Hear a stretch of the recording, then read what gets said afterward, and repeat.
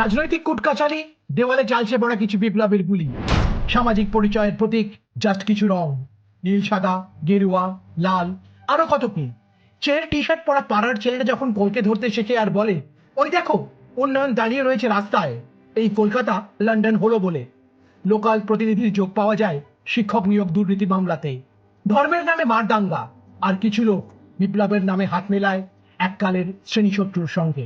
ভুলে যাবেন না, এসবের বাইরেও একটা জগৎ রয়েছে।